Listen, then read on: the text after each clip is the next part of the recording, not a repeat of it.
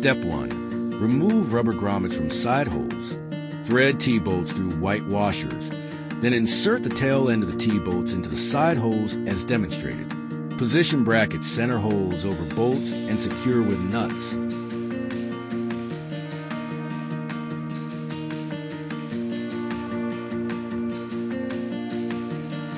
Repeat to install remaining brackets.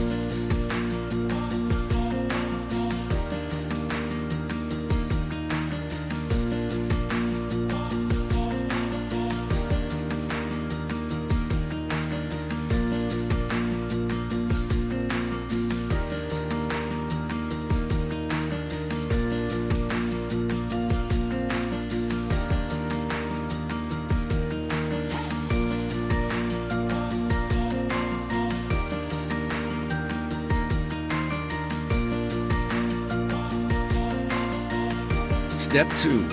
Fully tighten nuts to ensure bracket immobility.